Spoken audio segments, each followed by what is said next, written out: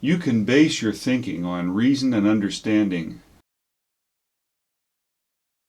or on myth and archaic lore. Christianity claims to explain life. Where would you categorize Christianity? Under reason or myth? The Essence of Reality explores how the psyche which you are creates the reality you encounter.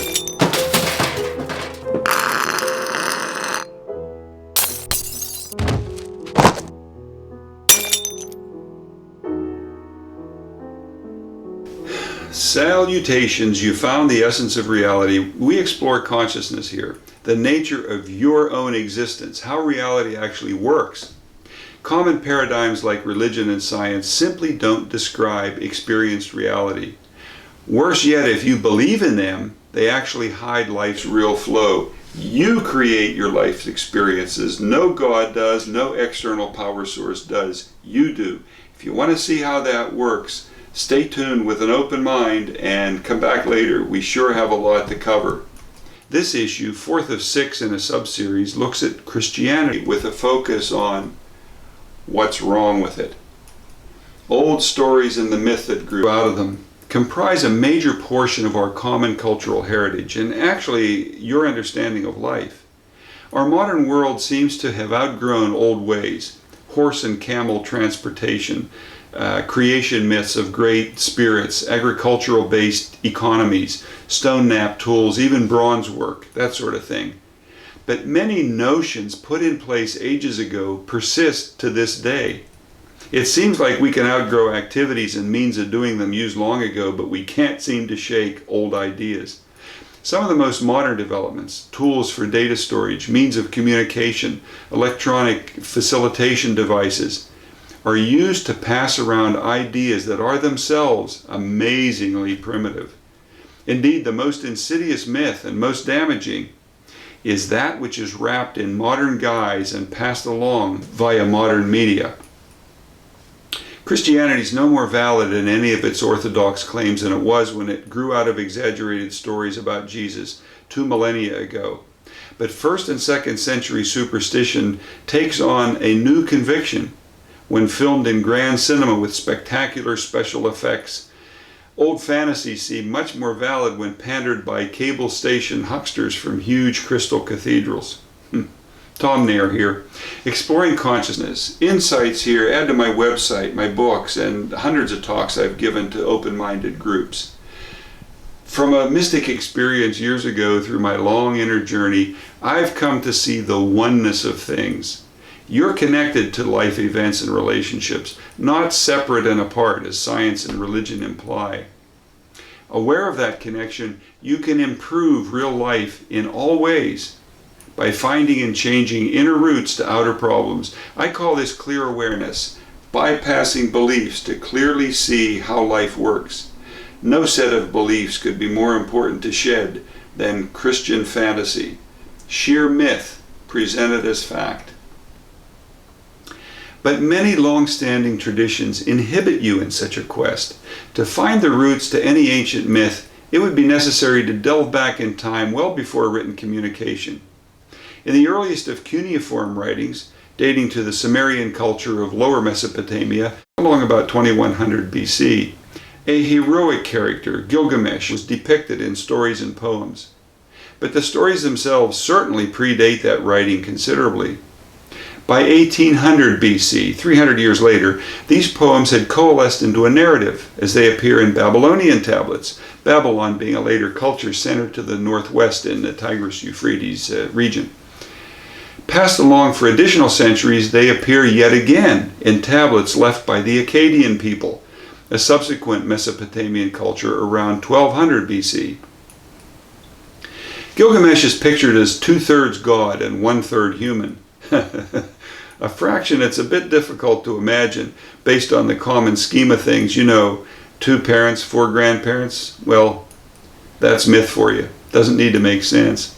Anyway, Gilgamesh stories retold over centuries passed to succeeding cultures. Eventually, they coalesced into complex adventures, interactions with gods Enlil and Ishtar and so forth. Most likely, There had been a real character named Gilgamesh, well before that first written account, perhaps a local ruler in prehistoric Mesopotamia, exceptional in stature and deeds. But whatever his real deeds had been, stories about them and him grew with the retelling over generations. They became woven with implications about eternal life, friendship, loyalty, virility, and so forth, as myth does. Always evolving, they froze in time for future reference in those three instances, centuries apart, when current versions were recorded. Specific details show change as stories grew and crossed distinct cultural boundaries, and that tendency is quite common through time. As stories pass from person to person, generation to generation, particularly from one cultural context to another. Biblical stories about Abraham and Moses and the prophets certainly morphed greatly through centuries of retelling. Perhaps there was a real Heracles who lived and breathed and died well before exaggerated stories had him undertaking his renowned 12 labors, as later lore mushroomed. Of Iliad characters preserved by Homer from Greek lore, doubtless Agamemnon, Nestor, Odysseus, and Ajax were real people. I know that as a young man, when I was traveling around the southern part of Greece, the Peloponnesos, I toured the palace that had been Nestor's palace in the city of Pylos. So for sure, Nestor was real to begin with, but his and other exploits in the Iliad are, without a doubt, embellished. Myth grows out of real stories in many, if not most instances. So it must have been in the case of Jesus of Nazareth. Accounts of his feats were certainly inflated greatly during those 40 years between his death and the first writing about him. That first Greek document about Jesus by an unknown author along about 70 AD was later given the name of Mark as its writer. Only much later was it incorporated into the canon of New Testament writings. Feats attributed to Jesus there, however, contain only hints of what would have really happened. Mark's author was not reporting what really happened. He was recording ideas popular within his community, ideas that would have grown in myth and legend during the 40 years of oral exchange. Real events likely do lie behind the ultimate stories of miracles and wonders reported in gospel writings, but the actuality has to be deconstructed from those puffed up gospel accounts because they show blatant myth and lore in the making. Finding the real story behind exaggerations is one main element of my third book, The Illusion of Truth. Real events can be deduced if you understand what Jesus meant in his kingdom within parables. Gospels Matthew and Luke, derived from Mark by two other unknown authors a good 15 years later, add to the myth. And John, composed years after that, exploded the Jesus story into total legend. Here's how I see the myth-laden accounts of the Gospels.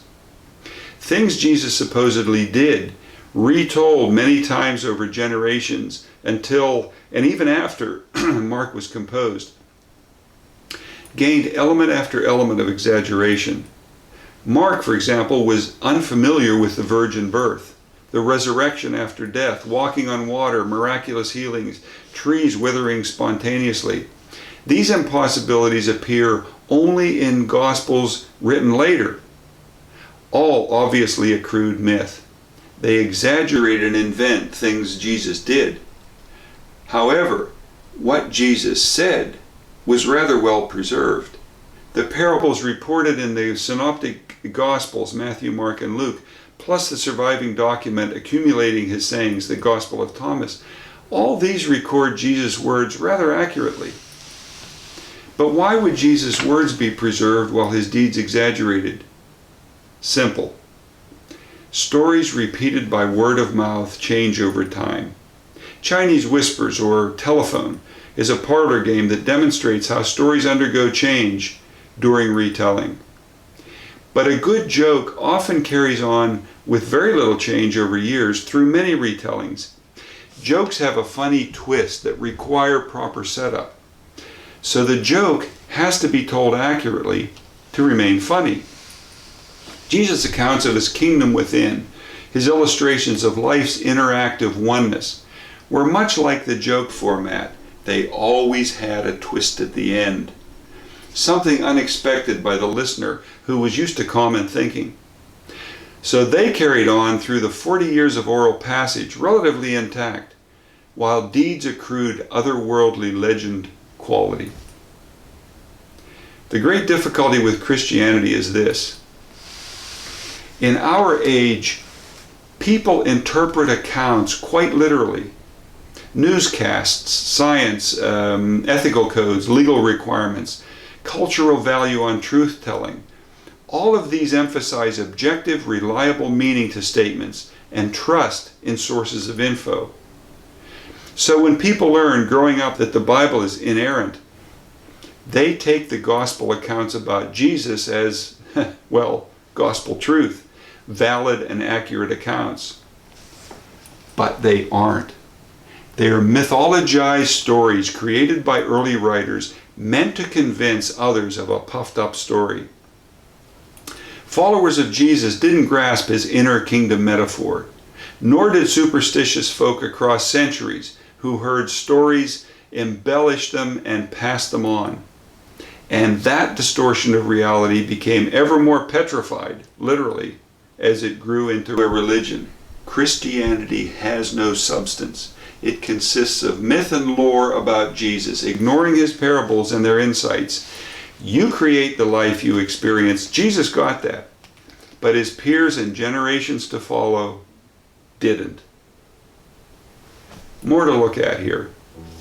We'll see you later. Old stories and the myth that grew out of them comprise a major portion of our common cultural heritage and actually your understanding of life. It seems we can outgrow activities and means of doing them used long ago, but we can't seem to shake old ideas. Anyway, Gilgamesh, whatever his real deeds had been, stories about them and him grew with the retelling over generations. That tendency is quite common through time. As stories pass from person to person, generation to generation, myth grows out of real stories. So it must have been in the case of Jesus of Nazareth. Accounts of his feats were certainly inflated greatly during those 40 years between his death and the first writing about him. Things Jesus supposedly did, retold many times over generations, gained element after element of exaggeration. However, what Jesus said was rather well preserved. The great difficulty with Christianity is this. People in our age interpret accounts quite literally. So when people learn growing up that the Bible is inerrant, they take the gospel accounts about Jesus as valid and accurate. But they aren't. They are mythologized stories created by early writers meant to convince others of a puffed up story.